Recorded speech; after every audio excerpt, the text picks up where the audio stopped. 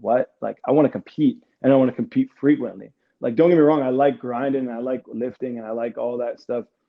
But for 12 times a year, like, I need more than that. But I don't suggest for more than 12 times a year in football either, because like Saturday night after that game, you're not going to be feeling like you want to compete the next day. But What's up, everyone? You're tuning into the Diamond Strong podcast. It's where you come feeling good and you leave feeling great. The action starts now.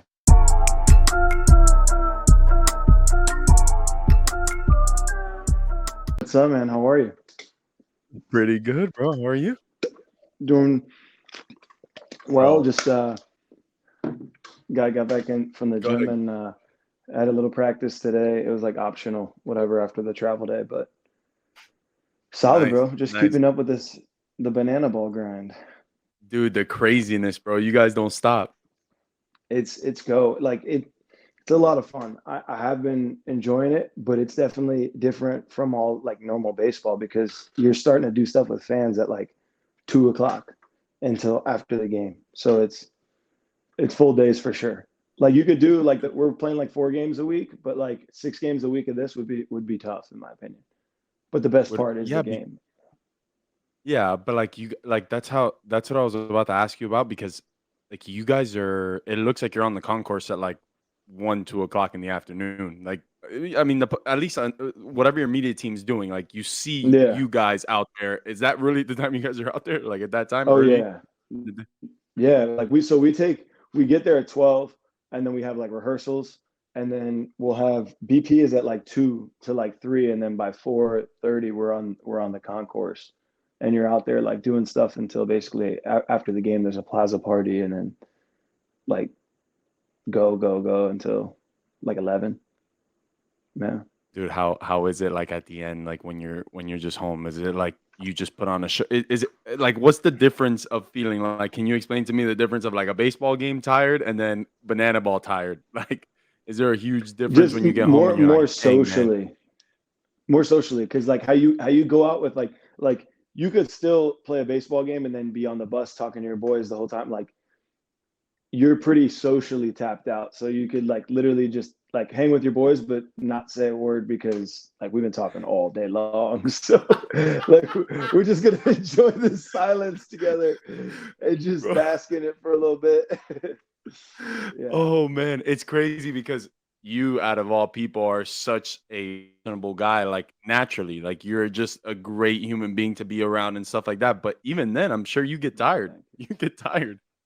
Yeah, I mean honestly it's the what like because they're so pure and they're so fired up and then like every game whether you're feeling it or not there's going to be like some kid who's jacked up out of his mind who's like it's my first game like I could like sign my card of you like something and so you're like all right I'm going to tap it in Turn it because on.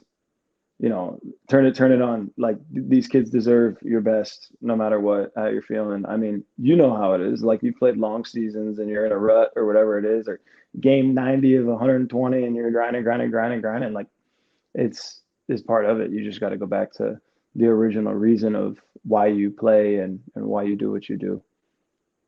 Dude, and I know you're a competitive guy too. So, and you guys, it's crazy because I'm sure at the start you've been there. And I'm sorry, I'm going backwards. I wanted to start at the beginning, but might as well. We're already into it, so Yeah, let's keep it yeah, going here. But yeah. like you've been from the beginning, kind of seen the evolution of banana ball, but you guys have a good product on the field, man. Like I'm sure you get mad sometimes when you aren't doing as good as you could be doing or something like that. Like you still get upset at slumps and stuff like that. Oh, facts. Yeah, no, it's like for especially for somebody like me, like my motivation and everything was always born of like love of competition. So even like when people call it a show, I get it, but like I don't even like that in my own head because I'm thinking like I'm showing up, I'm trying to win. And like I don't care whether it's a dude that isn't equipped for the situation or not because it might be more entertainment focused. Like I want him to win and I want to win and I want everybody who's wearing the same jersey as me to whatever they're trying to do, like win it and do it well and do it to the best of their ability.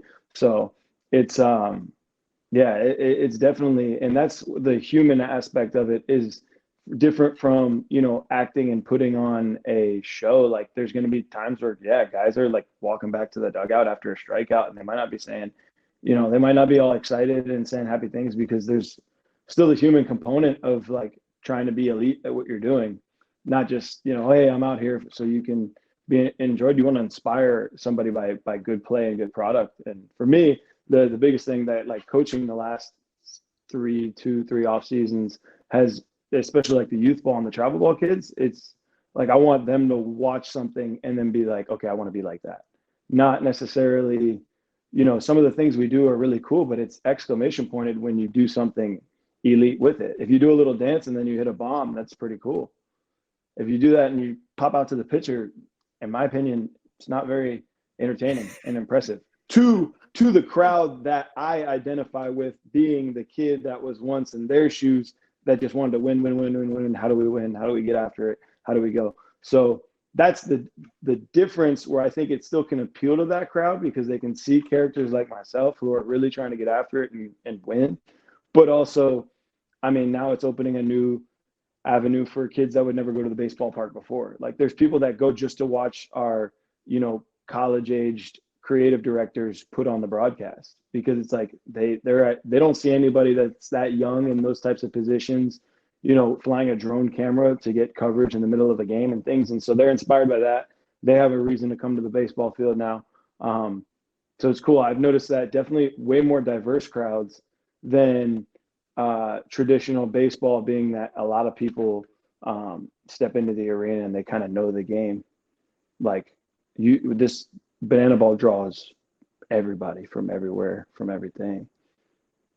Dude, it was the most amazing thing. Like I was so excited last year because honestly, I've always been a guy that loves like, and I know you say the whole show thing, but I guess I see the definition of a show a little different. I almost think about it like football, like which I'm sure you could relate. Like putting on a show is the product that you put on the field, kind of thing, right? Like I Yeah, love yeah. that. Like that's how I always took baseball as like, oh, I'm gonna put on a show. Mhm. Like I'm gonna give people what they want to see. You know what I'm saying? Yes, yes, So, yes.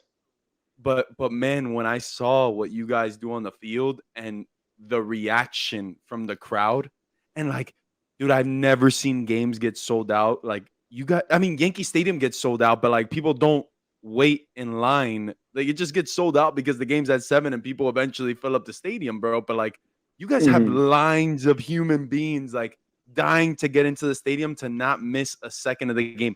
How much do you think even like the timing of the game, like all the rules, bro? What do you think are some of the rules that maybe should push into the real baseball? Because I think Well, one of them is that 2 hour game, bro. yeah, I think from pace of play, I've always been, even my football self has always been a get after it, go, go, go. I think even before like playing banana ball, like I barely would step out of the box regardless, like just because I'd kind of keep my feet in the same general area and then like maybe like lean back, step back in, and like, all right, let's do this. Like Mhm. I've waited Yeah. 3 innings to get my at bat. You're out there like, Standing what are out we? there, bro, dying to Yeah, get in that bat. let's both get this on, right? Like there's no need Let's for us to go. hesitate and me do 47 eye flaps with my, you know, with my gloves and tuck in my shirt 48 times and do it. Like let's go. So I think things with the pace of play is good, and that especially the younger generation, everybody, like we were always like used to being stimulated by something, and there's always something going on at these games and it's always moving fast. um, and I think that just brings out a more engaged and athletic product. I mean, especially like for like our trick stop, Ryan Cox, the shortstop, like he's leading the whole organization by trick plays, and like this dude now has made routine shortstop groundouts are now a spectacle to watch every single time this guy fields the ball, because it's going to go on his legs. He's going to throw it over his back and catch it in front of it. Like he's going to do something to add some flavor to it. And that's also going to challenge like more athletic development and a new skill. I mean, I'm not saying that now I'm going to have all the 11, 12, 13 kids that I coach constantly practicing trick plays. But if you have that kind of feel for the baseball and the kind of body control, it's only going to enhance your ability to perform at the highest level. I mean, I'm not saying that everybody's going to go do, barehanded backflip, behind the back, all that stuff. But if you start practicing, and that's what really has brought like our daily work at the field, instead of becoming like a monotonous routine of like BP doing these things, you're now working on things that we've taken ground balls, we've taken fly balls for our whole life, but there was never a time where you were really encouraged, like for 15 minutes of your practice, like you're going to be just taking these off the machine and trying all types of new trick plays to try to develop a new skill. So it kind of puts you back in like that kid mindset of like, I'm at the base roots and I'm just trying to like master something that before was so boring. Like any fly ball off a machine, like by the time you're an adult or a pro player, you're like, all right, the ball's up in the air. I'm going to go catch it with my glove. Like, okay. But now it's like you're all giddy because you and like a bunch of other 20-something-year-olds are running around like trying to do it behind the back and do it between the legs and add some new flair to it. And then knowing how as competitors to implement that in times that would strategize towards, like you touched on, like the show, but also like, hey, we're trying to win. Yeah. So it's like it adds that emphasis of like, get really good at what you're trying to do. So that way, when you do pull it out of the bag, and that's what I think is different from this year or 2 years past, is now you're looking at the product and the percentages of trick stuff happening and executed at such a high level that it's actually a clean product, and you watch it and you're like, oh, okay, the ball is handled well. Because I think that's what, when you walk away from like baseball game as a fan, games that are sloppy or when the ball is just kind of tossed around and not handled as well. But if you see people handle the baseball well, make crisp throws, hit their cuts, know what they're doing, but then add little flair to it, you're like, oh, that's something different. And now like this routine ground ball to shortstop or lazy fly ball, like I'm engaged to like watch it to the end of the tee rather than just like, oh, that's an out. All right, on to the next. Dude, it's crazy you said that, and I'm gonna touch on something, and it's a player that we both know very well, and somebody that's done this their whole life, and it's a Major League Baseball player, Luis Guillorme, bro. Yes, 100%.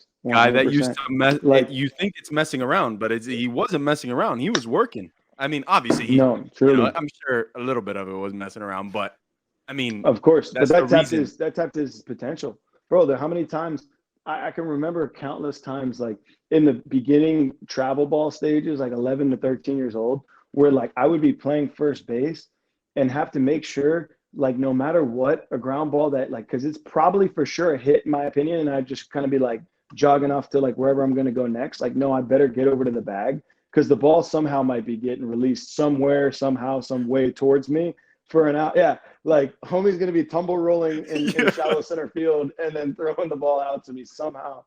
And so that's where, again, like if you see the product, I mean, everything about his game and his elite hand-eye coordination and body control, it's made him a big leaguer, but it also plays into that if you get kids trying to work those skills and develop them very young, especially in their free time, like don't get me wrong, there's going to be times where you have to be locked in and you have to play with like within your organization and do what you're supposed to do fundamentally sound.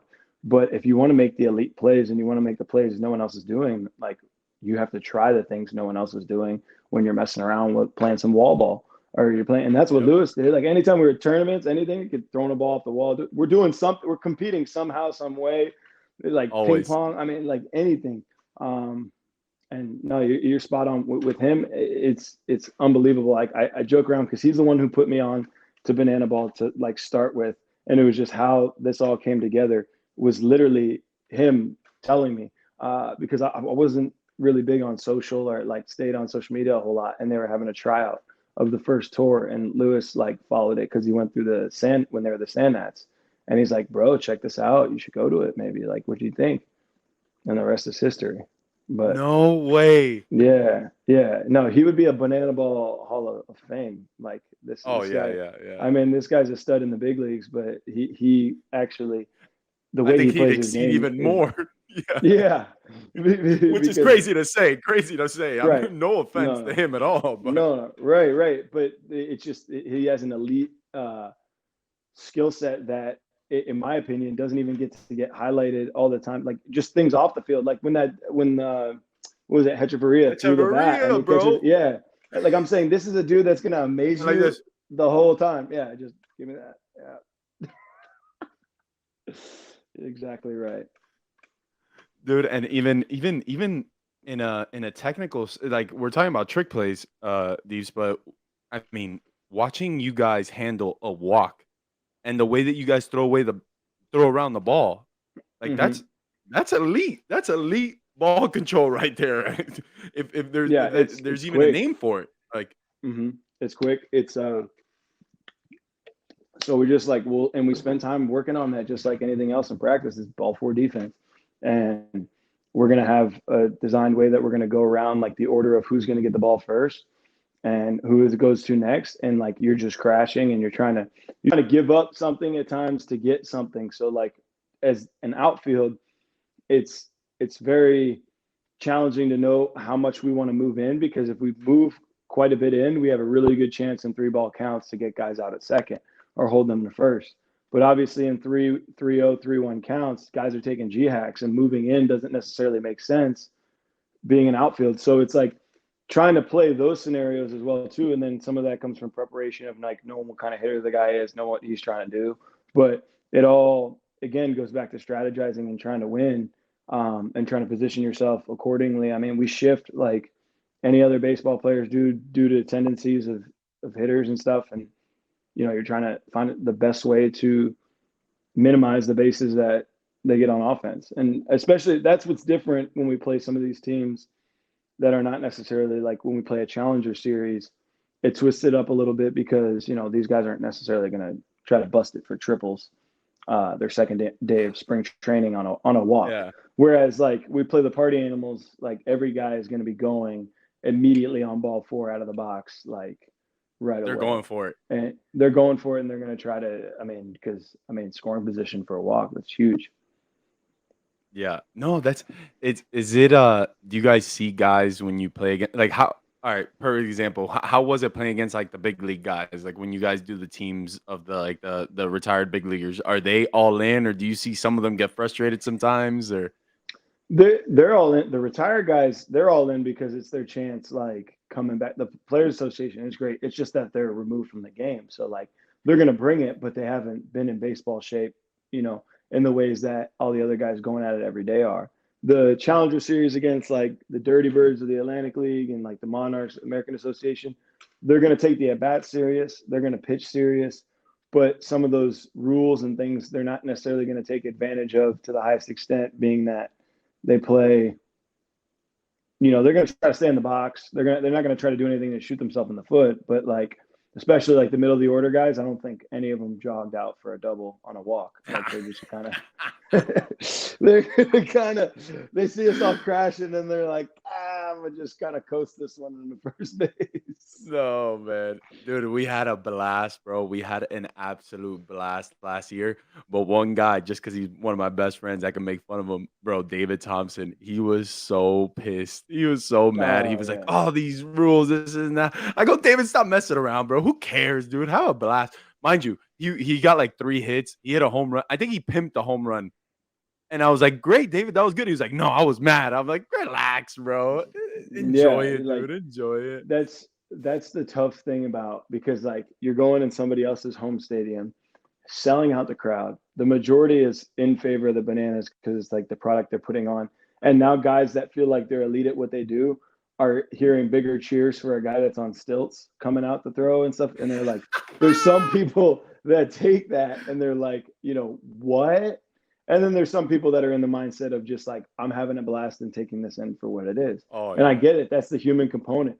But it's just funny to see the competitive side come out and some of these guys get angry, but then also the majority really kind of just having some feel, knowing where they're at, why Yeah. they're there, what's the whole purpose of everything, and kind of getting involved with it. But it is Oh, definitely, dude. like I could speak, especially if you're not having success. It could be cool if you face, Bill Lee or a guy pitching on stilts or Matt Wolf, the rodeo clown pitching, but like you get struck out by one of those guys and then get twerked on by an umpire. Bro, that takes some adjustment. That takes some adjustment from a mental attitude. Yeah, good luck, bro. Good luck. Yeah, some of these guys are looking back like, are you serious right now? Dude, I think it's so funny, man. It's honestly a blast. Like you guys are actually doing something so amazing for the game, man. Because like I don't know about you, bro, but I used to be bored sometimes in the outfield. Like games just take so long, and I don't know, man. Like, dude, I don't know. I know your body, I'm sure, hurts at some points, bro. But 2 hour games would have been nice.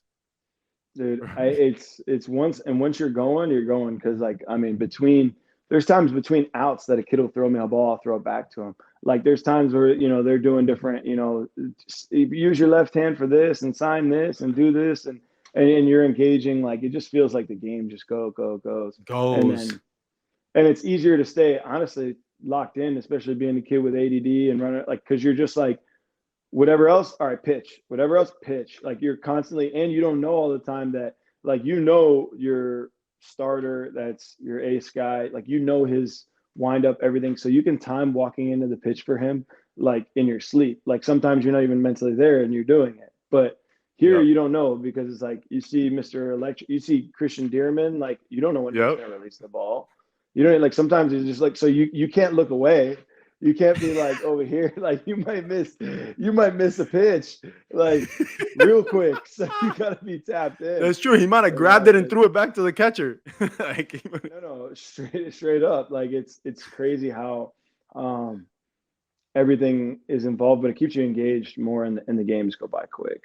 I mean, and the oh, fact that you can play 9 innings consistently in 2 hours is really cool too, because I mean, there's so much entertainment mixed in, but you're seeing that it happens. I mean, yeah. it happens easier because of the point scoring system. So, like, if the home team, there's not necessarily for a home team, there's not just a drag on inning. Like the away team's the only one who can really have that drag on 8, 9 run inning. Because otherwise, once the home team scores more than the away, they get the point and the inning's over. So that's strategic, and it's also different from an offensive perspective because you're looking at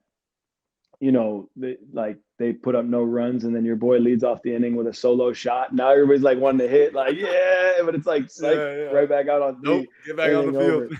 over. Yeah, get the point that so it's just an adjustment all around of learning how everything works within the game. But Dude, nah, that's it's definitely a that's blast. sick. That's sick, man. All right, but let's now. I guess we're 20 minutes in already, but this usually happens because I talk too much. But whatever. um, bro, let's go back to when you were a kid, man. Because obviously you have such a unique story. Like your story is unlike anybody, maybe at all. But it's just so cool to kind of hear from you, and I want to kind of get a little background of like what was your first love like when you were growing up? Like obviously I've been playing against you since we were I don't know how old, right? But like Little what kids. did you love first? Like what was the sport that you just fell in love with? I think honestly, it was when I loved baseball and I was really into basketball at the time because it was just like whatever kept me fast paced and like those were my two. And football became something that like through other injuries that made me stay in the game and whatnot. But football was really just in high school. It was like I'm I'm in athletics and this is a place where I can literally run like get rewarded for hitting people as hard as I can and run around and like just try to wreak havoc and be a physical beast. So like this is fun. But my love for the game had always been in baseball. Like I was always interested in talking the game baseball. Like I never really had uh football was just like another out. And then when I tore my UCL in football and was like out of the game for a few years, it just kind of made it make more sense at the time. And I tried to like push baseball out of my head, but it was definitely always for me, it was baseball, basketball, and football was like that crazy like rager that like was fun, but you knew long term it's like this is not sustainable for your body or anything like what you're doing to yourself on a regular basis like the challenge to me was like we're going to spend all these hours all this work endless like preparation for 12 opportunities a year and like in the other sport that I like playing and everything at the top they play 162 like what like I want to compete and I want to compete frequently like don't get me wrong I like grinding and I like lifting and I like all that stuff but for 12 times a year, like I need more than that. But I don't suggest for more than 12 times a year in football either, because like Saturday night after that game, you're not going to be feeling like you want to compete the next day. But that's the cool thing about baseball is because there's just so much to me, especially like, and not having, I didn't play at the NFL level. So that's probably where it really gets the most fun from the gaming standpoint. But in college, it just made sense. If you were bigger, faster, stronger, then like majority of the time you're going to go out and win. But baseball is so cool because it like, dude, a D3 team could beat a D1 team if like the starter just all of a sudden just finds his nasty pitch day, or if some dude just has the day of his life and just hits 3 bombs, and like there's so much uncontrolled just uncontrollable outcomes and failure that is unexplainable. Whereas, I mean, 9 times out of 10, it's like if the guy's bigger, faster, stronger, and he's like wrap that guy up, he's going to tackle the other guy, and vice versa. I mean, it's in football, you're playing a chess game and using really athletic specimens to like clear space and try to evade space, and then have these guys cover it up. So it's interesting in some ways, but to me, the game of baseball always just because I felt like I couldn't figure it out, and I think that's the coolest thing about it is you can't figure it out. Like sometimes you're perfect, you hit it. I'm still trying to figure it out, and I'm on my desk here, bro. I'm trying to figure it out every day. Like, bro, I'm working from here. Yeah, you could be hitting it 110 right at the right fielder, and you're out. And then it's like shot off the end, bloops over the third baseman. And you sit with a double, and you're like, "What? Am I good? Am I not? Like, what is this? What am I doing? What is life?" Do you think it's funny? What is life? I was about to ask you. Do you think baseball is more like life than maybe football is or basketball is? Like LeBron James is LeBron James. Like, you know, all the best football players, like Lamar Jackson's Lamar Jackson, bro. Like he's just better than everybody. But like DeGrom isn't DeGrom every day. Almost every day, but not every day. Like right. And just the different like the looks of all the top players in the game. Like if you put the top 10 position players at each NFL position like in a room, there would be like a lot of similarities that you'd be like, oh, okay, that makes sense. But if you put like the top 10 hitters in the league and the top, 10 pitchers in the league, you'd see a bunch of different body sizes. You'd see a bunch of different, righty, lefty, guys that are like really athletic both ways, guys that are really only good at what they do, like, and not much athleticism outside of their skill. Like there's so much up for question. And that's what's, to me is so cool about it, because there's no formula to it. It's just the person who outlasts the other guy because he's more consistent on a day in and day out basis. Yep, you hit it, bro. It's hard to take like two hits a day in that lineup. It's going to be hard to get you out of there. That's it, bro. It's easier to let me try the other guy. Yeah, dude, because people say it all the time. They're like, "Man, Willie, you work so hard, like this, and that," and you are literally one of the hardest workers I know, and you know better than anybody. Like it really only counts at 7, bro. Like there's guys that don't work hard. Right. We would be with Sosa in that hot before he was in the facility when at the Babcock Park in the little screened indoor, just sweating it up, 400, 500 swings an hour and everything, and all these people grind. It's like, all right, well, there's dudes that are not here, and they might still get 2 hits at 7, but all that matters is like you got to figure out what gets you ready to get those hits at 7, because that's the difference too, and which has been so fun about this banana ball stuff is finding your routine to become successful at 7 o'clock within the confines of banana ball, because you're trying to build like these two in normal professional baseball. No offense, fans. Once it became time to tap in on winning a game, like they almost don't exist, because it's like you're like, I hope I inspire them through my play, but I'm on a mission now to win this game, and I'm totally tapped into what I have going on with these guys that are around me on how to win this game. And 7 o'clock hits in this game, and it's like I'm trying to inspire as many people as possible through everything that happens today, through an interaction that happens after you make an out, through an interaction that, like when we were in Tampa, there was this team that I had coached against, an 11U team, the Heat, and they had my Barwish Dragons had played them in a tournament, so a couple of their players had recognized me or whatever, and they're like, "Yo, you hit a double today. You got to do like this celebration, like move the outfield back." Got you. Hit a double. Point over to them, doing this, like moments like that. It's like, all right, these dudes are now jacked up to go work hard to try to be the kids that move the outfield back, who hit doubles, who hit the ball hard, do things at a high level. And like that connection is so much greater in banana ball because it's something that is suggested, not necessarily where the guys who do that in normal pro ball, it's fine up until you are not necessarily performing your best. Then they'd be like, hey, focus on the task at hand. Yeah. There's there's that here too, but it's a little different where it's like we want you to be the greatest and most entertaining athletes that you can for 2 hours. And the way I define that too is just by if you get three at bats, 4 at bats, whatever you get, try to take them all for what they are and do damage. And if you get an opportunity to do something cool in the field, do it. I mean, and that's it's so fun because sick, bro. I think it's something that's, again, like they might evolve to a league down the road or wherever the next steps are definitely going to be incredible and exponentially growing. But it's definitely something that I couldn't have seen coming. Like, I mean, none of us would have thought that banana ball would be what it is or like become what it is. Like, you can't say you set a goal on getting in the door of that because it was not a thing when we were growing up playing.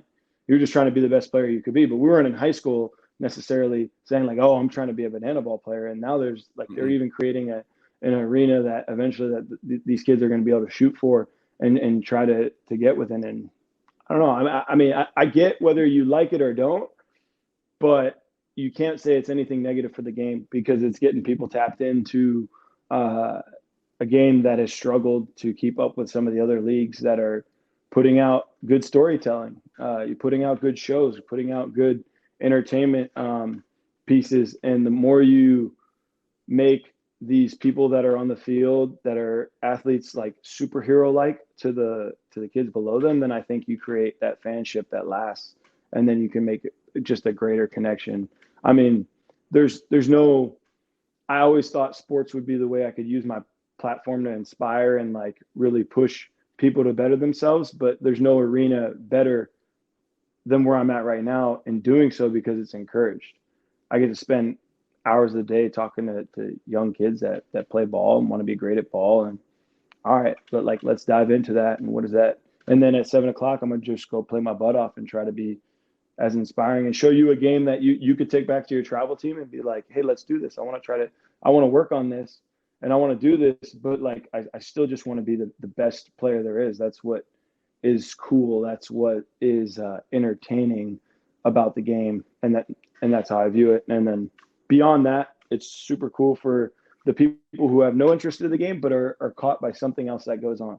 And I mean, for a dude like Dakota Albritton or guy in stilts, like, may have never saw himself playing professional baseball, may have never thought, hey, I'm gonna play some baseball on these stilts one day. But right now, like, he's doing it, and he's getting really he's developing a skill that is really incredible to see. Like, when you talk about balance and the legs and everything, and this guy's up on stilts and he's swinging at guys pitching the ball like and making contact, it's pretty incredible what that guy's doing. And it's I know in his community and just like the young kids around that don't even really like understand the game yet and everything, but they're looking at this polarizing figure up in the sky that is so much larger than them, you know, roaming around this stadium that's packed and full of energy. It's a one of a kind experience. Oh, dude, bro, you're about to put me in tears, bro. You're about to put me in We tears. need to get you out here. What, man? I text V, man. I told V all the time, bro. I'm like, yo, I'm ready to go. I've been texting him since last year when I was in KC. I'm like, get me into a game, brother. I love that stuff, man. I love inspiring kids. But can you explain to me the story about the jersey? About Yeah. when you had all the kids sign the jersey? So the jersey was something that I wanted to do because he's like, you know, they're talking about building your characters, building your brands, you know, inspiring the kids, like do something that is different. And so after a few times going through like the whole thing of like, okay, we're gonna sign these kids stuff, and I felt like there was a little bit limiting connection because there's a ton of line, and so like kids are running up and immediately turning their back to you and just like showing you they're part of the shirt to sign, and then they run off, and then like you don't make Yeah. any impact. There's like, okay, you got a writing of my name on your apparel or whatever, but now like I've left no impact on you, and we've had no chance to connect.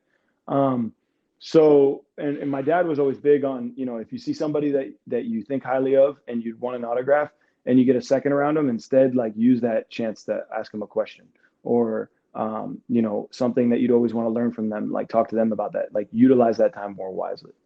So I was like, all right, if I let these kids sign my jersey, one, that gives them something to look out to. Like they see their name now on my jersey when I go play. So it's like, this is attainable. You can do this. And you could be that same person that right now you think I'm cool and you want me to sign your stuff, but like you could be that same person one day if you work hard at it and you put in the time. And then two, especially with kids, they write a little slower. That now gives us, 10 seconds of a connection for me to say, what's your name? What's your favorite sport? What's your favorite color? Like just anything. But now we can connect on a human level, and especially with some of the shyer kids, now I could pull you out of your shell, so that like, hey, like I want to inspire people to be the type of people who like don't be afraid. Like walk up to somebody, and that's the coolest thing how this has evolved. Some kids will walk straight up to me and be like, "I think you're gonna want my signature. I should sign your jersey." And I'm like, yeah, you should. And that's exactly how you should, because you should have the confidence in yourself to know that you're going to be a person of interest one day because of how great you're going to be at whatever it is that you decide to do. Um, and so, yeah, it started with something small and then kind of took off fire, and the kids were interested in it. And then it allowed me again to kind of tap back into why I do what I do, why I play. Everything is just, I mean, like, I don't care if I got swag on the field or not, whatever. I don't care if my jersey's covered in Sharpie. I mean, to me, it's cool that, the only reason why I'm still doing it is because I feel like the kid that is out watching the game and like wanting to get there one day and wanting to be out there. So for them to have a moment, and I tell a lot of them, I'm like, you're gonna go do something great one day, and when you do, I'll say I got your signature first, and I hope that's the truth. Wow. I hope it happens for a lot of them, and I'm gonna have you know the jerseys sitting right there in my home, and then there's one from last year that they're actually putting in the Baseball Hall of Fame in Cooperstown, which is super cool because that's so random and something that I could have never imagined. Damn, man, that's sick, bro. You're in the Hall of Fame, kid. That's just something that is you would never imagine or like think that's how that would work out, but super cool for sure. Wow, bro. All right, let's get back to it. I want to talk a little bit more about football, man, because it's something that obviously was a huge part of your life. Can you tell me a little bit about, obviously it was like in a sense your third sport, right? When you were in high school, in your Hmm. heart, I guess, right? Obviously you were Yeah. elite at it, right? Like let's not forget about that. You were absolutely amazing at it. But how was Thank the you. recruiting process when you were in high school, man? Because I want kids to understand how that kind of goes and how it could be different than other stories. It's just I mean, eventually, if you're good enough, they're gonna find you, and if you're not necessarily the physical standout, you're gonna have to do things that are even more incredible because they're gonna have a chip on you. It's not gonna be like baseball where they don't care if you're 5'6" or 6'6". If you're throwing 94 and you got a good secondary pitch, like someone's gonna offer you. But like but if you're 5'9", 180 pounds trying to play D1 linebacker, it's like, well, like it's going to be tough, and you're going to have to do things that nobody else has done in that way. So it's in some ways it's unfair, in other ways it's if you're good enough, they'll find you. And then two, I got the combination of being, Sony Michel and Isaiah McKenzie, and I think now there's up to like in the last decade like 10 heritage football players in the NFL. There was so much Division I future NFL competition on that team from a day in day out practicing basis that there was already a lot of hype around the team. So there was a lot of eyes on the team, which then, I mean, I benefited greatly from that because anytime a coach got to watch me work out, it was going to be against Sony Michel, like other guys that are now in the league, Isaiah McKenzie in the league, like that are doing it at the highest level. And now I'm practicing every day against those guys. I think it gives them something a little more real to believe in. And then if football, it's totally different from baseball, being that it's full ride. and they're not divvying up scholarships. So it's really a popularity contest once one school in a conference offers you, and if that's like the top dog of that conference, the majority of those schools I feel like end up offering you within that same conference. Is That's it kind like of how that? it. Really? Yeah, I mean that's kind of how it happened with like FSU was hot in the ACC that time at that time, and once they Hmm. offered like pretty much the rest of the ACC, a lot of the better academic schools once Notre Dame came after me, then it was like they'd all jump on, because there's so much wishy-washy. It's all verbal until you sign, so there's so much craziness that goes into it. To me, I didn't really.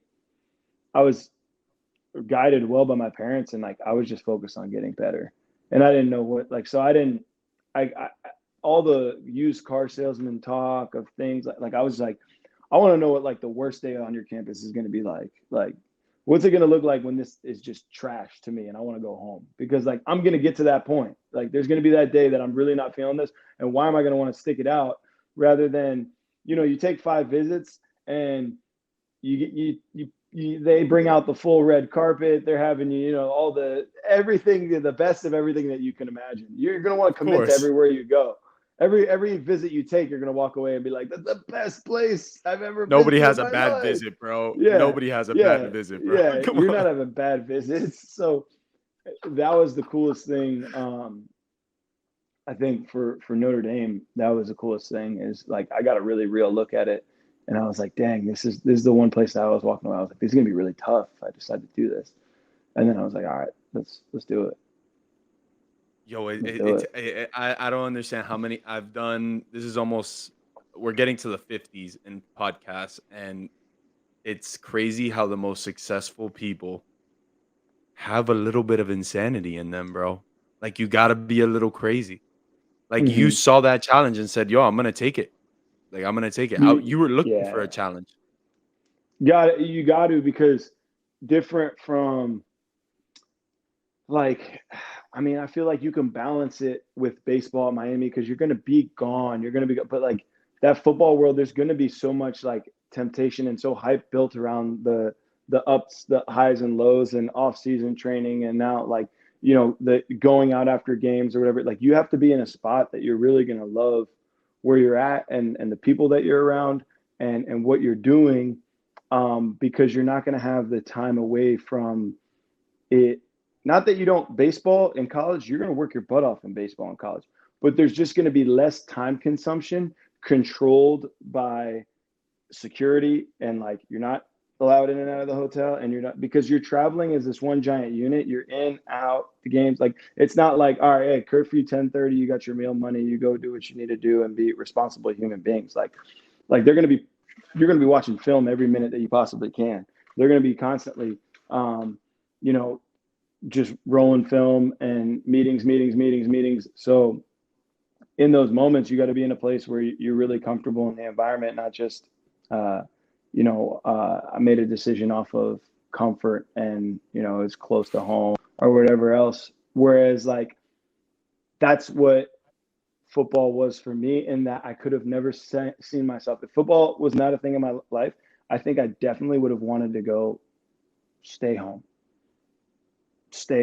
go one of the Florida schools, something, stay south, stay near the family, stay, because it's like Mhm. that daily grind where you can fit. Like football was almost like sleepaway camp. It was like, put me in this environment that I'm not distracted and can just immerse myself in this for 4 years, because it's going to take all I got and I can't have any distractions around it, and I gotta like, I mean, be locked in. I mean, those classes at Notre Dame, like if I had the beach right there and could go out in the sun and be at the beach all day, I love like that's my love. So it's like, what? No, 8 page paper. Give me 30 degrees and no sunshine. So I lock myself in this library and get this thing done. So I don't, let's put myself in a I jeopardized don't fail these situation. Like, no, classes, yeah. bro.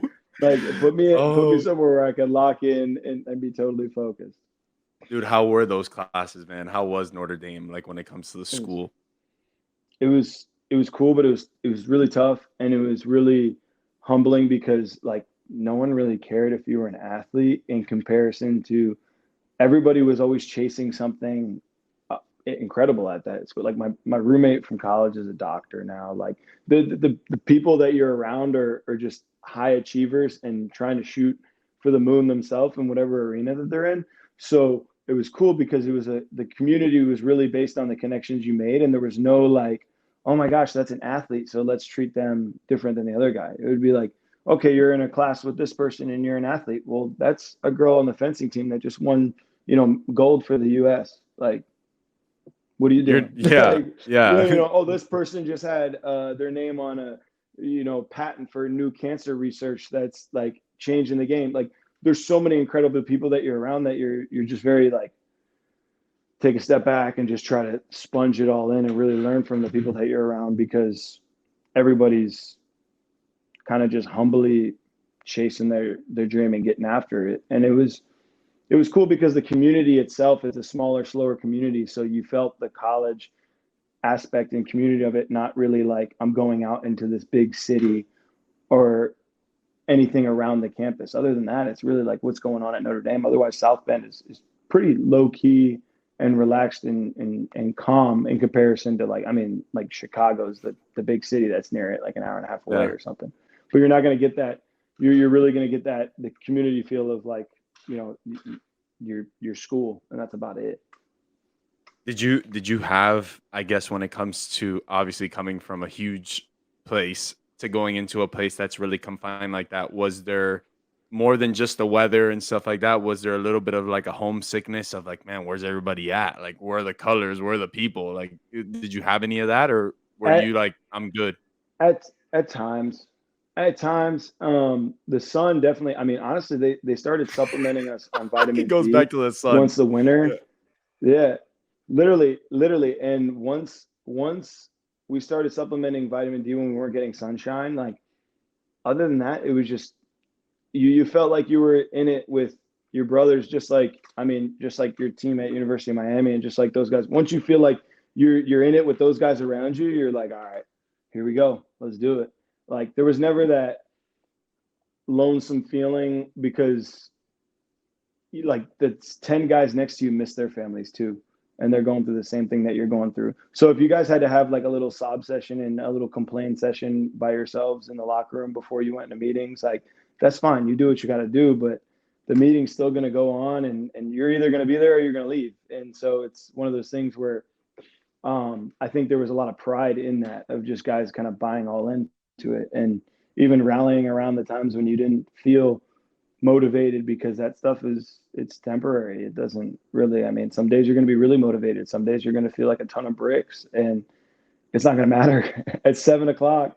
If it's a game day, those people are going to show and they're not going to care. They're going to be there and they're going to want to see what they came to see. And I think that's the difference of putting yourself in uncomfortable environments, is so that you can prove to yourself you can succeed through not feeling ideal, or when you're not really feeling your best. I mean, you lived it through those minor league seasons. You know that there's games where you're like, bro, that ball looks like a beach ball and I feel unstoppable. And then there's days where you're like if it could rain or if it could snow somehow in the summer, but Lord, please do not let me have a game today.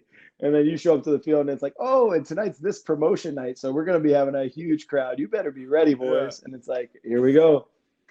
Tap it in. Oh man, lock it in. Bro.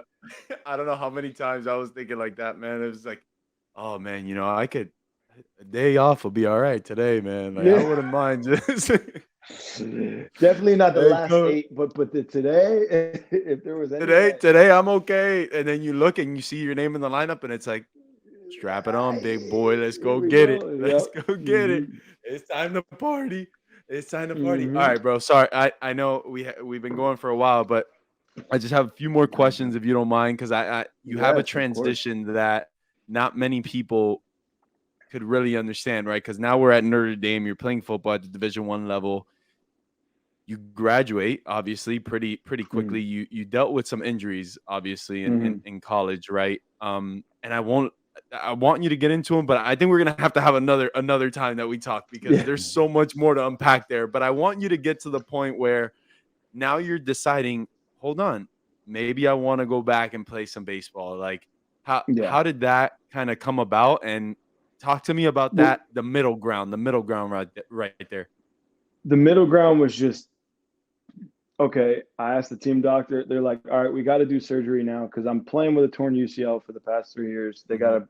this brace on it. I'm still having nerve issues even with the brace. Okay, we're gonna do surgery. We're gonna fix the ligament. Okay, great. Now, would I be able to throw a baseball again? Would I be able to play baseball again? He's like, yeah, like for sure. Like that shouldn't be an issue as long as you rehab it accordingly. And I was on pace. If I stacked that spring and summer like classes, I would get out of there in 3.5. So I was like, I can have 2 years of eligibility, being my senior spring and then redshirt year.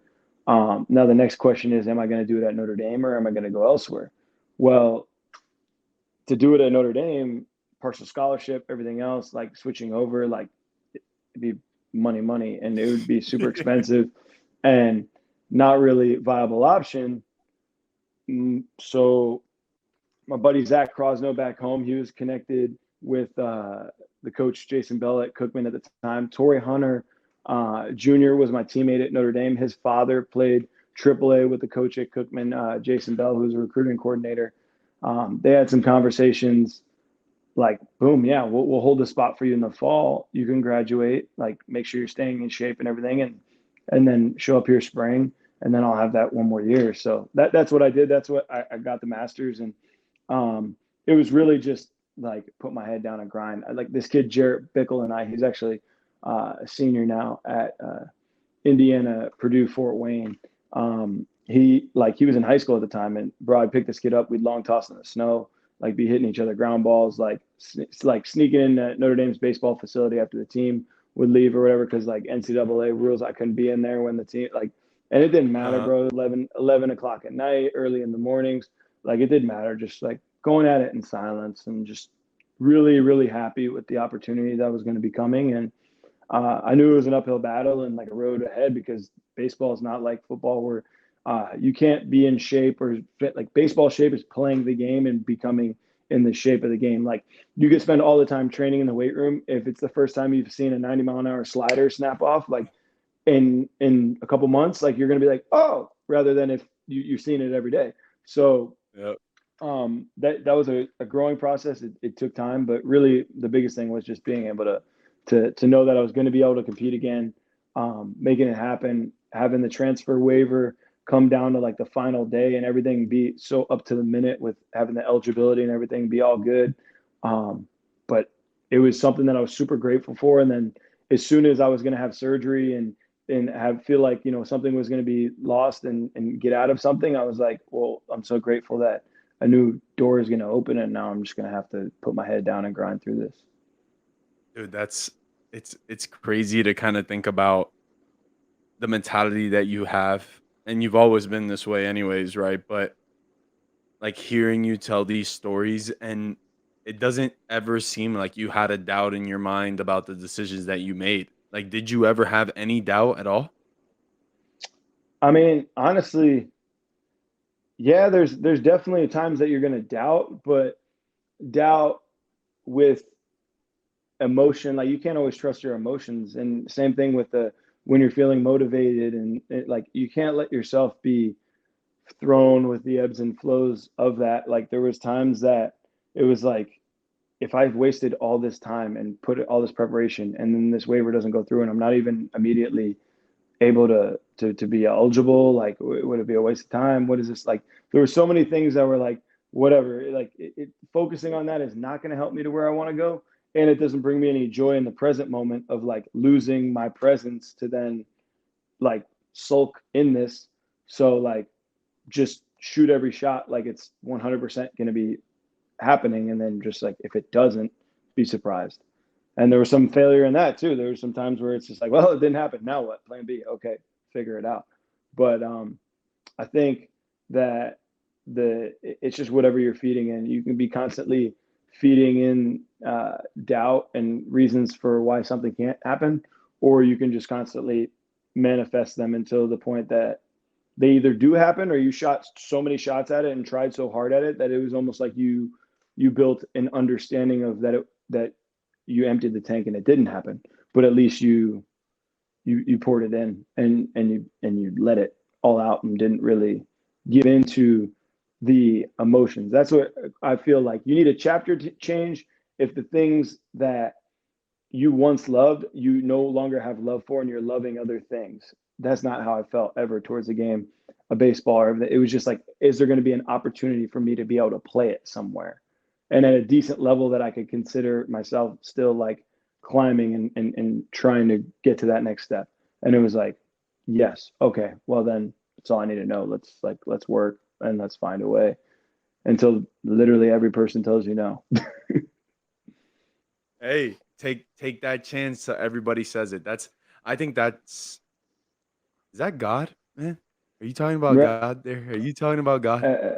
I mean, that's what God is allowed for. No, if everybody like gave in to their doubts and times that they were feeling doubtful and just kind of walked away, then the next, like that person that did the thing that no one ever saw would never happen, because there's no one who's just undoubtedly ever just like rode through the thing and never had any setbacks. Like even LeBron being a specimen and having like a first class track to the NBA, there's injuries and there's all types of things that we don't even know on a personal level and everything that he probably fought through just to see the next day. And so, yeah, that's the definitely the free will that God has given you. Like he's not the God I know and understand. He's not going to come down and just be like, do this right now. I'm controlling you. I'm manipulating. He's going to be like, it's up to you, man.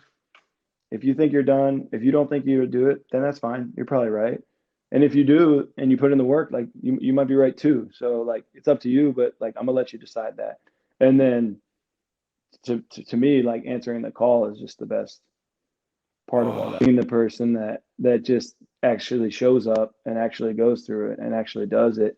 Um, and so that's where all the goals up into my life have always been in arenas that football was around forever and probably will be around for a lot longer. Baseball was around for a long time and going to be around for a long time.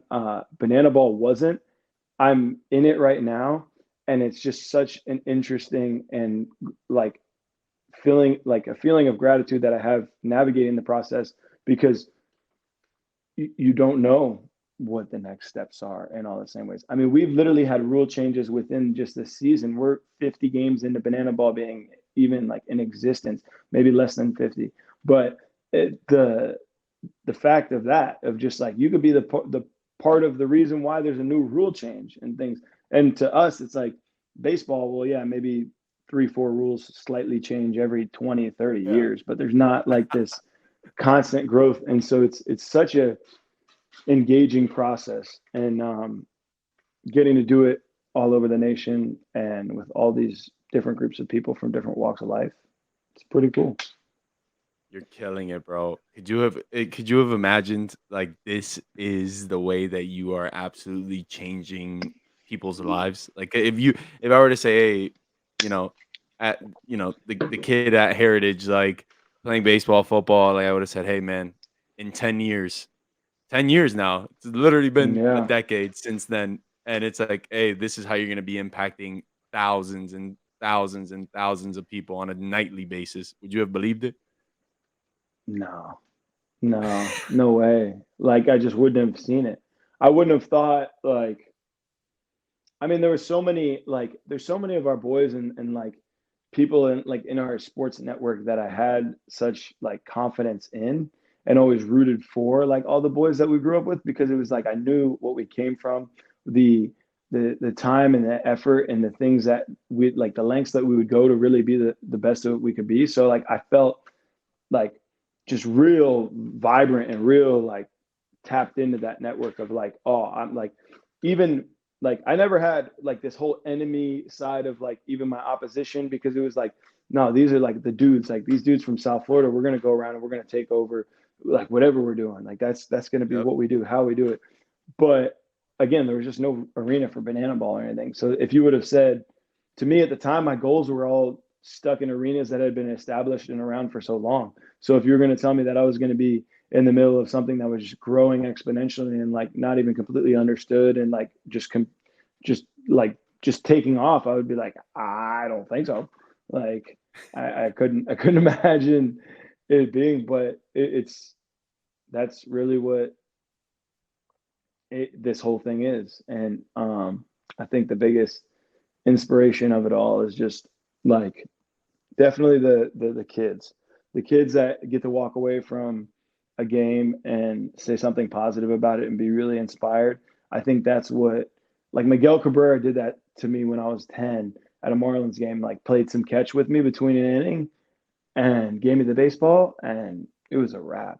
I truly think that's what it was for me for baseball over football or anything else. Because at that time, like I was like, yo, this guy just picked me out. He wants to play a little catch, and like that, like I'm gonna do what he's doing. Um, and that's kind of what sets you like on fire there, because you're looking at that person like they're this superhero. Like they playoff home runs against Roger Clemens, like a young dude just taking over, and Oh, like you know what I mean. You're seeing that guy, and you're like, I want to be like that.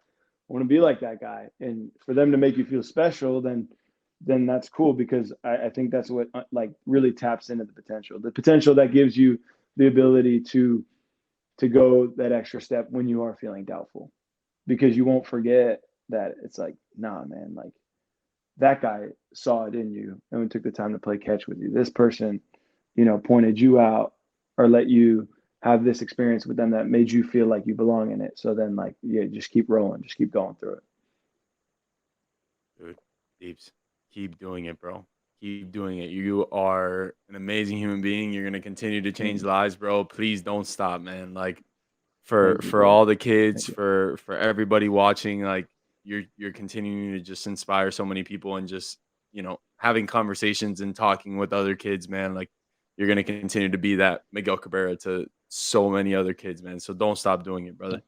Don't stop doing Thank it. you, Thank Willie. you, thank you for your Thank you, time brother. too, bro. This was awesome. Of course, 100%, Uh, bro. No, I'm happy we got the chance to talk, because we've always had so many quick conversations, because we're on the other side of or whatever, getting ready for a Yep. game or training or whatever it is. But it's good to just spend some quality time with you. And as soon as I get back down to South Florida, we'll get together, get some food, and Yeah. really spend some quality time, brother. Absolutely, bro. I was supposed to be here in Tampa when you were here, and dude, I went down to Miami actually, and I Yeah. was so mad, bro. I was like, man, I gotta hit him up. I gotta hit him up, and of course, I was down there with the family. But Oh no, it's all good. when we'll get together this off season and maybe get a little training session in because we're 100, doing some 100%. stuff. We're doing some stuff actually that we're gonna go like with the guys. Like for example, I'm gonna go with Zach, do a day with Zach, training, hitting, doing Yeah, all the yeah, yeah, stuff. Like Sean, go yeah, around and train with him and stuff like that. And maybe we can get into yeah, the gym, get after it. Just yeah. Let's do it, bro. don't do too much weight, bro. We'll throw on the big No, rubber no. tens, bro. The big rubber tens is what we're throwing on there. No, I got you, bro. Like, No, I would just, love that for sure. I and would love we that. get mic'd up and do a little show like that. I think it'd be cool. Heck yeah. All right, 100%. bro. Give people content so that they have, something to look up to. That's why I Yeah, love man, the seeing motivation, bro. everything that you put out there, because yeah, that's the fuel. Like you're with the bored minds are susceptible to being the ones that either choose those different ways to go. And so like the more people getting tapped in to the content that you're putting out there, to the people who are just getting after it on a daily basis, it's only going to push them in the right direction. That so much of the Yeah. media and everything is nasty in comparison. So Yeah, man. No, I'm done. I'm done with that. And that's kind of where I got to the point where I wasn't playing right. And I'm like, man, I need to keep inspiring people somehow, right? And I see everybody kind mhm. of putting at the end of the day, man, there's a lot of bad stuff out there, man. And like stuff Right. and that I get caught up into too sometimes just because it pops up. And I'm like, you know what? If I could change what is popping up on somebody's screen and it could be something that's good and I could change one person's life, bro, like I was That successful. Like this that's podcasting that's was God successful. working through you, bro. That's God working through you. That's Amen. the truth. Yes. Amen, man. Amen. Thank you so much, bro. You don't understand, man. This means the world to me, and we'll stay in contact, and I'll get this out as soon as I can. Of course, 100%. Really, so good to hear from you. And we'll Nice talk to soon, hear bro. from you Hit me too, up. bro. Yeah, Peace. hit me up anytime. All right. Yes, Peace. sir. Same here. Bye. Thanks.